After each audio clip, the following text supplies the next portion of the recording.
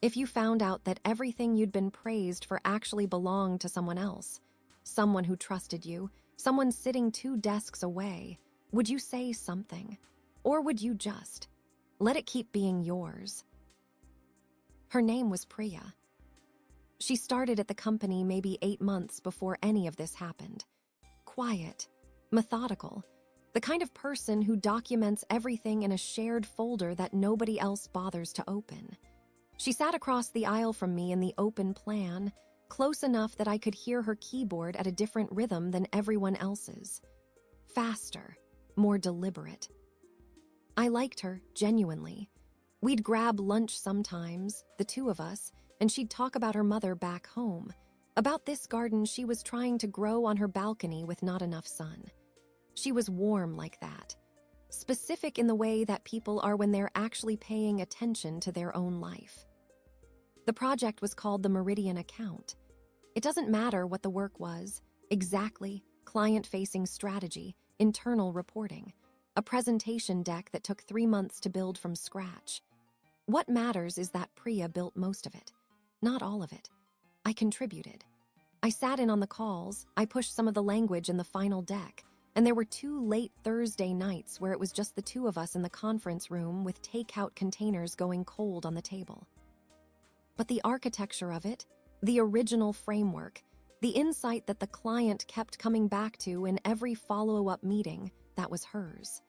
She'd shown me a rough version of it on a Tuesday afternoon in October, this diagram she'd sketched out on a legal pad, and I remember thinking, this is actually brilliant.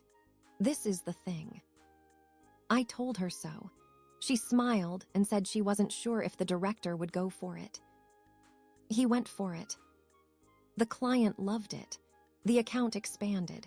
And somewhere in the weeks that followed, something shifted in how leadership talked about the project and about me.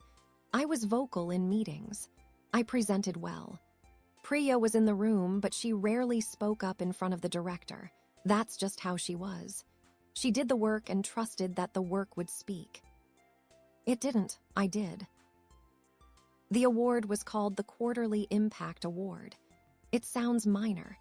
It probably was, in the scheme of things, a small glass piece with the company logo etched into it, your name laser printed on a strip of metal at the base, and a $200 gift card.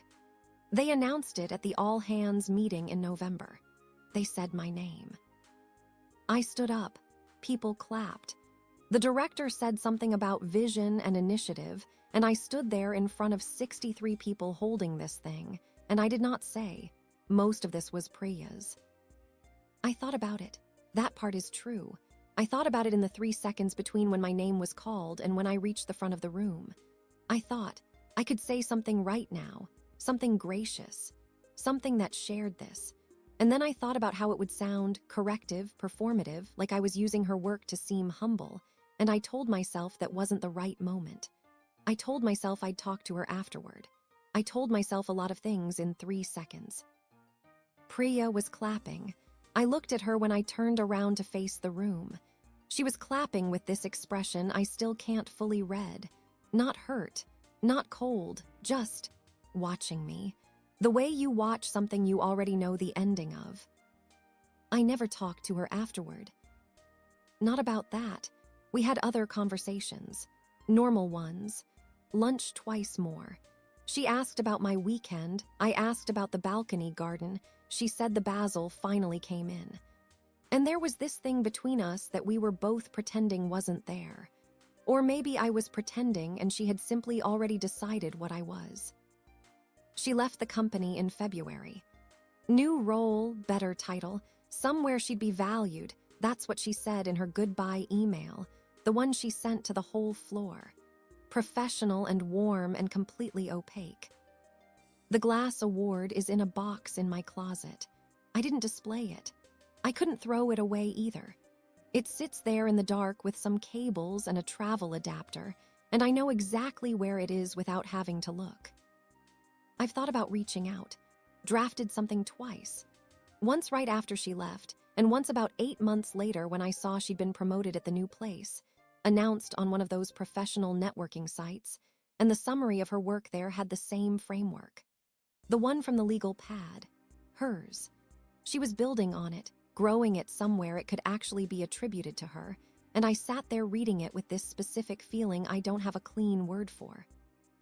Something between relief for her and something uglier for myself. I deleted both drafts.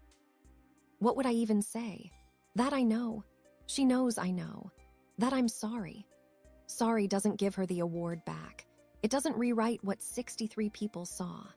It doesn't undo the way the director's perception of me was built, at least partially, on the foundation of something she designed on a Tuesday afternoon on a legal pad while I sat across from her eating cold pad thai.